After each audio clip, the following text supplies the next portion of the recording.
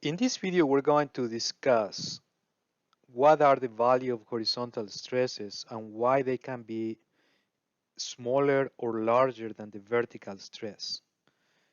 The values of the horizontal stresses and the directions of the horizontal stresses are very important to reservoir geomechanics, and that's something that we need to determine in order to solve a particular problem. Stresses are actually an entity which is a little bit more complex to analyze than a single value such as a pore pressure uh, or even a vectorial quantity like velocity, which has a magnitude and a direction. Stress at a given site, it depends on 6 independent variables that here in this example we can identify as the principal stresses, vertical stress, and 2 horizontal stresses. All of these may have different values, and also they are going to have a direction. When we assume this a vertical stress to be a principal stress, then horizontal stresses are going to be also what are called principal stresses. These principal stresses are perpendicular to each other, and that's what you see also in this plot on the right. And the direction is going to depend on the actual conditions. So in order to characterize this state of stress, we're going to have to do a combination of field measurements and also use some mechanical models that we're going to see throughout this class in order to fully get to know what is the state of stress at a particular location. So far, we have seen how to calculate vertical stress and how to calculate pore pressure. Throughout the course, we're going to see how to calculate also and how to measure these horizontal stresses. But for now, let's just accept that they are not necessarily equal to the vertical stress and they can be smaller or larger, and that's something that we still don't know and have to determine. All right, so let's see what are the reasons why these stresses can vary and can be smaller or larger than the vertical stress. In order to do that, I'm going to use one particular example here based on the theory of elasticity. And in this plot, what we have as a function of depth is the vertical stress, SV, and the 2 horizontal stresses, in this case named S11 and S22, and also I have a pore pressure. If I don't have any additional stresses on a particular site, the theory of elasticity predicts that horizontal stresses have to be lower than the vertical stress, and they are proportional to what is called the Poisson ratio effect. And this is the capacity of solids to expand sideways when you apply a vertical stress. So let me play with this Poisson ratio, which is over here. If we have no Poisson effect, the horizontal stresses, effective horizontal stresses are going to be 0. However, if we do have a Poisson effect and a Poisson ratio, which typical value for rocks is about 0.25, then we're going to have horizontal stresses which are smaller than the vertical stress, and they are also larger than the pore pressure at the given site. We're going to see later on the equations of why this is the case. But my point here is that whenever we have additional actions on lateral directions, like for example, caused by tectonic plates and the movement of tectonic plates, also called tectonic strains, let me increase here the one in direction 2, I'm going to have horizontal stresses which are going to be different from each other, and also their direction is going to depend on the direction of this tectonic strain or tectonic stress. We can have cases in which the tectonic strain or the tectonic activity is so large that even one of the horizontal stresses in this case S22, it becomes larger than the vertical stress. And if we have tectonic activity not only in a direction 1 but also in direction 2, in the two horizontal directions, now the two horizontal stresses can be larger than the vertical stress. And this can happen in many places on the Earth, and we're going to see a few examples in a little bit.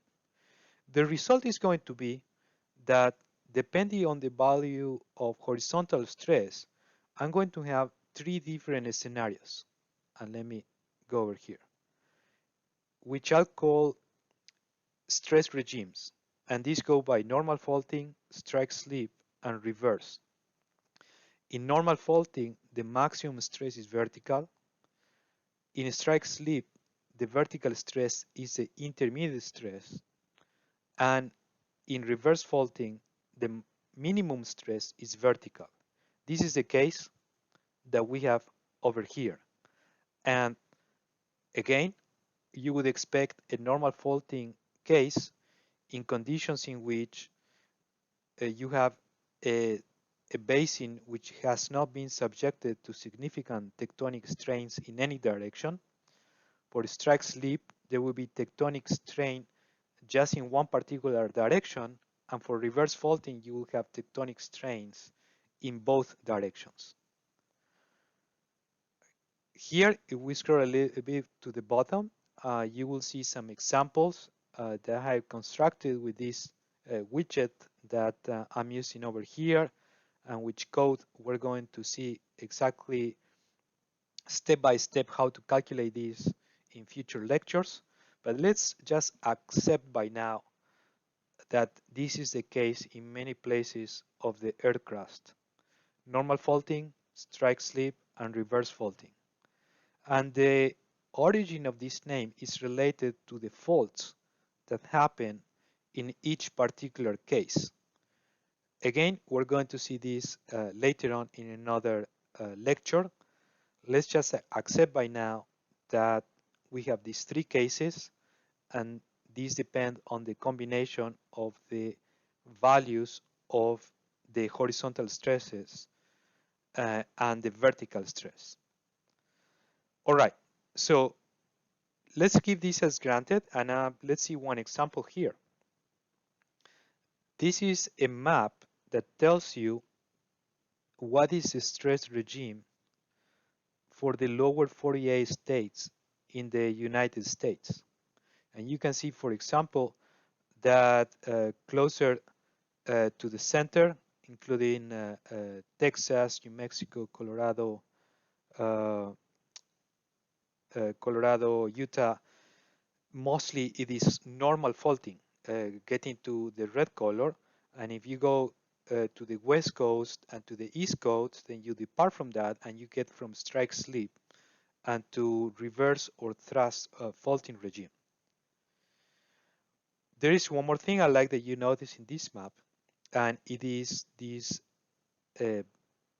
lines, these straight black lines that tell you what is the direction of the maximum horizontal stress. So the values tell you information about the magnitude of the stresses. The lines tell you information about the direction of the maximum horizontal stress. Let's see one particular case. What this map is telling you, then again, is a orientation of the maximum horizontal stress. And here I have one example. Let me just keep this for now. If we go to the case of Texas, the direction of that line is telling you this direction of the maximum horizontal stress. Because of the properties of these principal stress directions, we know that the minimum horizontal stress is going to be perpendicular to that one. So it's going to go into this direction.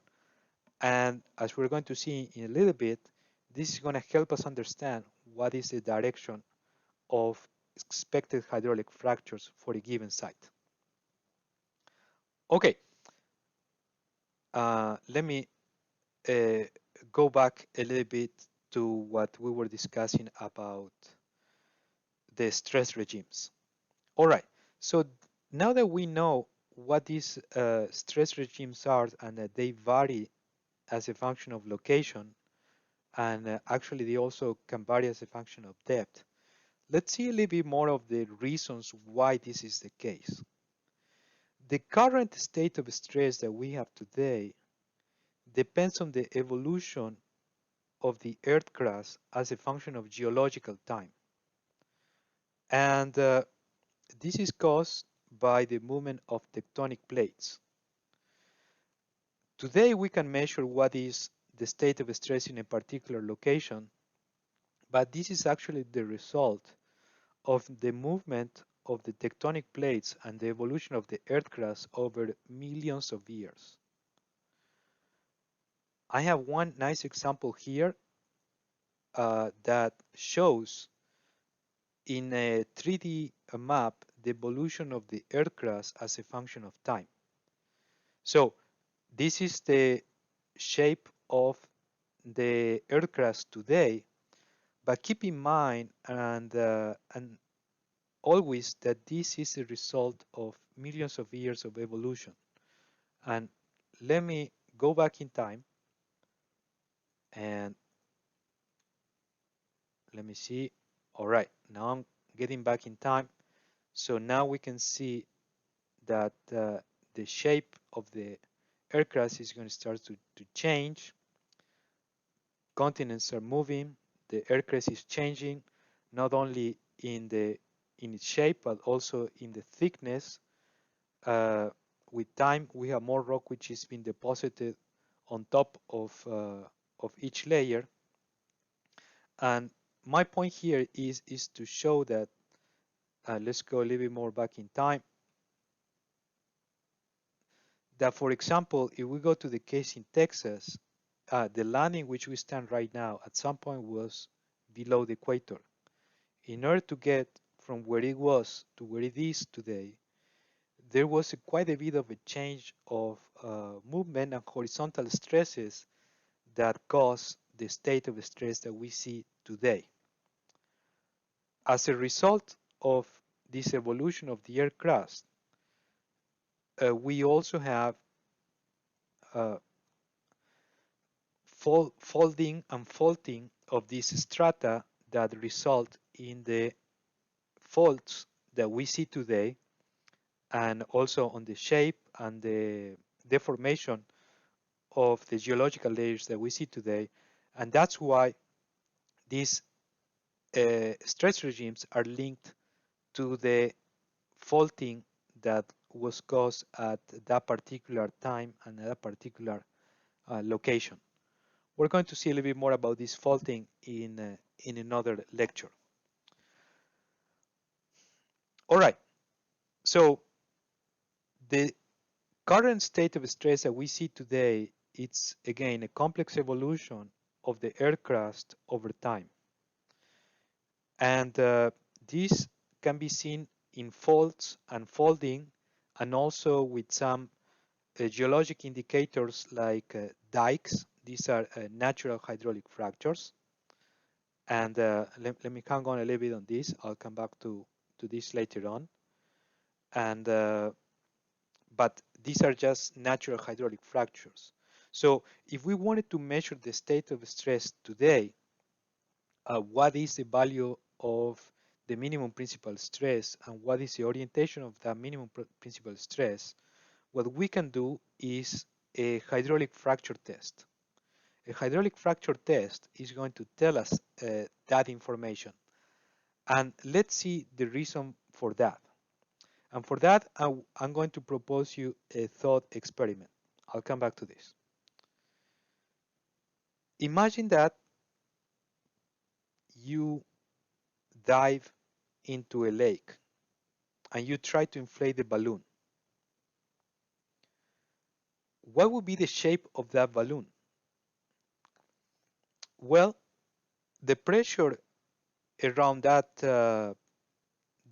position at the bottom of the lake is going to be the same in all directions because we are within a fluid. and a fluid is just going to equalize the pressure in all directions. So if you try to inflate the balloon in this condition, you will expect a spherical balloon because the balloon just has to uh, push the water in all directions with the same value of pressure. Let's try to answer another question. What is going to be the pressure that you need to inflate that balloon?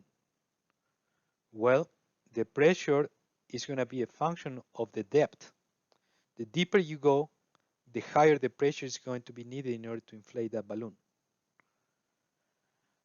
And how much exactly is going to be the atmospheric pressure plus the hydrostatic pressure of the column of water needed to push the water out as I inflate the balloon, plus an additional pressure which depends on the elastic properties of the membrane of the balloon. But under these conditions within a fluid, again, we'll expect a spherical shape of the balloon. What about if we are surrounded by rock? Well, if we're surrounded by rock, it's not going to be the same. And why? Because as we have seen in rock and in the solid, stresses can be different in different directions. And the shape of this opening or inflating a balloon in the subsurface is going to depend not only on the relative magnitude of the stresses at this particular location, but also on their direction. Let's go and explore three possible cases in this example. Let's first assume that the minimum principal stress is horizontal and is in direction number 2. This is going to be case number 1. If this is the case, the minimum horizontal stress is what we're going to call SH min, maximum horizontal stress SH max, intermediate is SH max, and the maximum is SV. If we try to inflate a balloon in these conditions, then this balloon is going to open up as a flat jack and not as a spherical within a spherical shape. Why? Because it's going to open up pushing against the minimum principal stress, which in this case is SH min, and not against SV or SH max. Why? Because this one is the lowest. And by energy minimization and trying to do the least amount of work possible, why would I push against SV and SH max if SH min is the lowest? So the hydraulic fracture ideally is going to tend to open up and push against the minimum principal stress, which in this case is SH min, and the shape of this hydraulic fracture, and in this case this flat jack, which also you may think as a flat bladder, is going to be perpendicular to the minimum principal stress, which in this case is SH min. If we have this SH min oriented in direction 1, then the flat jack is going to rotate, and now it's going to open up perpendicular to axis number 1. If we had the minimum principal stress to be vertical and to be in the direction number 3, now you will have this case in which the flat jack or the balloon would open up perpendicular to direction number 3 and will look more like a horizontal pancake rather than a vertical fracture in the case of number 1 and number 2. So in summary, the direction of this plane is going to depend on the minimum principal stress. And always a hydraulic fracture ideally is going to tend to open up perpendicular to the minimum principal stress. If the minimum principal stress is horizontal, then the hydraulic fracture is going to be vertical. If the minimum principal stress is vertical, the hydraulic fracture would tend to be horizontal. The schematic in this case is the case for minimum principal stress in direction number 2. And let me show a better drawing about this, and this is right here. Now we go into a little bit more of reality, and we have the north, the east, and direction down. If in this particular place we are under conditions of normal faulting in which the maximum horizontal stress is vertical, SV, and then we have SH max in direction east-west and SH min in direction north-south, then if you make hydraulic fractures in a horizontal wellbore, you would expect those to open up always perpendicular to SH min, right? That's why we drill horizontal wellbores in the direction of SH min, so that if we do multiple stages, then those do not interfere with each other and they are perpendicular. They are independent fractures and they do not interfere with each other. In the opposite case, if you were to drill a wellbore, a horizontal wellbore in the direction of SH max, your fractures would still tend to open up perpendicular to SH min, but now if you have multiple stages, those will tend to link up with each other because they are going to open on the same plane. And instead of having multiple fractures, as in this case, you will have just one single fracture if you were to drill a wellbore in direction east-west. On a top view, this looks more or less like what you see here on the right. So getting to know the direction of horizontal stresses is very important because it's not only critical for hydraulic fracturing as we see in this image, but we're going to see it's also very important for wellbore stability and for fault reactivation. Let's go one further step into reality. Let's take a look at the state of stress in Texas.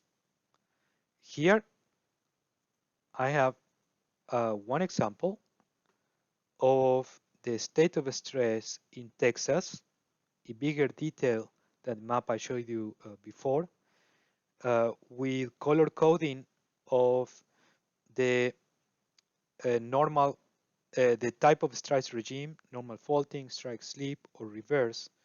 And also here, looking at these lines, we see what is the direction of the maximum horizontal stress. As we saw before, we tend to drill horizontal wellbores. So in this case, we will drill a wellbore parallel to SH min in order to obtain multiple hydraulic fractures perpendicular with planes perpendicular to the direction of SH min. So coming back to the forward basin, then in this case, if we wanted to obtain such multiple hydraulic fractures, we will have to drill a wellbore in direction going more or less from the southeast towards the northwest in the direction shown here with the cursor of the mouse. And this is the example I have right here in figure 2.28, where SH max and SH min determine the orientation of horizontal wellbores in this location. Notice that these wellbores, they coincide with SH min. Let's go now to the Midland Basin.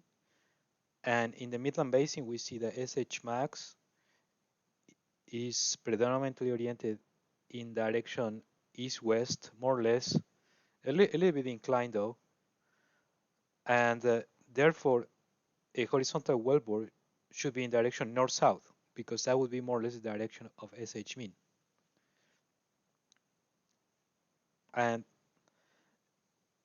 in, in such case, we will obtain something similar to what we have in this figure, with a horizontal wellbore oriented more or less north-south, and the planes of fractures to be perpendicular to SH mean. Let's go now to look at the Railroad Commission website, where we can actually look at the surveys of horizontal wellbores.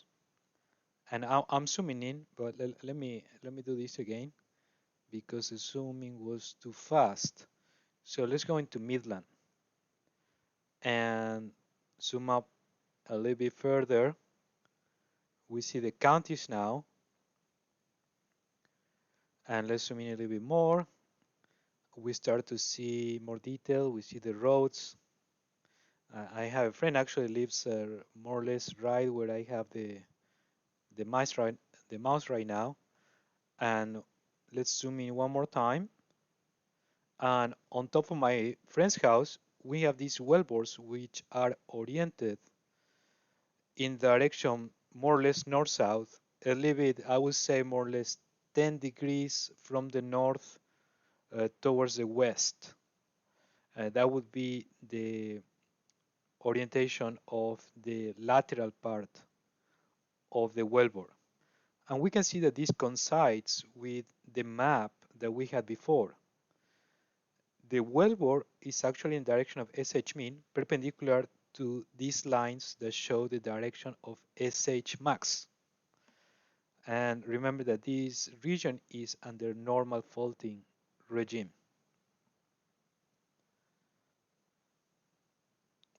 So let's continue a little bit more working with this survey. And what we're going to do right now is to come back a little bit more into the fundamentals of the hydraulic fracturing and see how we can apply this to actually measuring the direction of measuring the pressure needed for hydraulic fracturing. And just let me go up a little bit more. And this is going to be done through the leak-off test.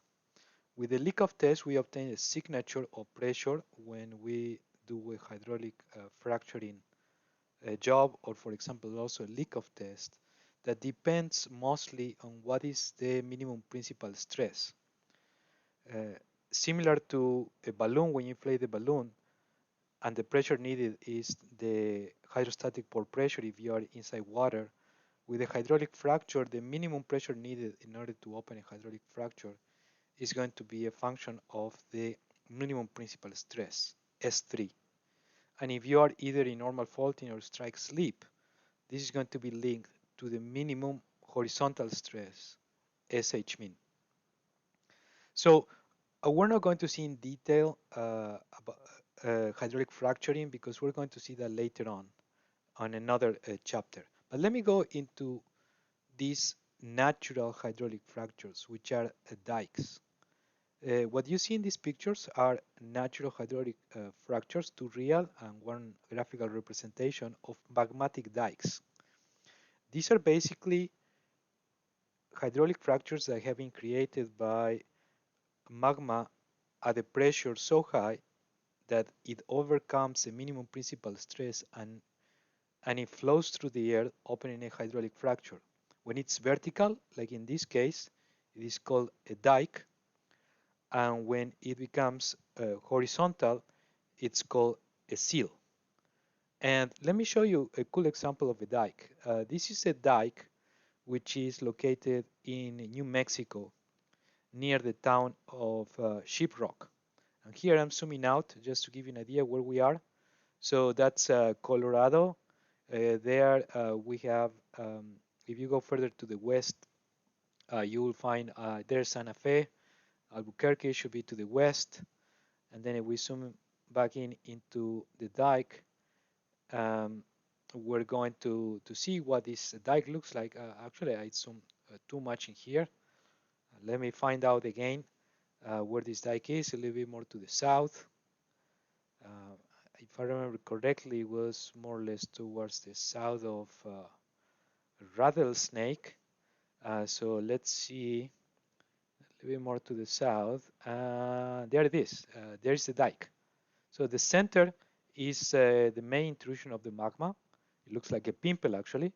And here we're looking at the planar section of the fracture of the dike. So this is basically a vertical wall of solidified magma within a strike which is going in direction more or less north-south. And here there is a very nice video which actually shows what this vertical wall looks like. Remember, this is a solidified hydraulic fracture made out of magma. So at some point this was a fluid, but after it cooled down, it formed this planar structure that we see. And looking at these dikes, it's very informational because it helps us see what real hydraulic fractures look like in nature. It is nearly, and I would say, almost impossible to take a look at hydraulic fractures in the subsurface because we cannot dig out all the formations and see what they look like. But we can see some of these in outcrops and on these natural fractures, and we can see what these natural hydraulic fractures actually look like in the field. And this example is several thousand feet, and it's similar to what we would expect with hydraulic fractures made in the field. For example, for fracturing unconventional formations. This one, though, it's a lot thicker than what one would expect for a natural or for a man-made hydraulic fracture for unconventionals. So this is it for this lecture. I just want you to remind you that horizontal stresses are very important for reservoir geomechanics, and we'll see many things that we do depend on them.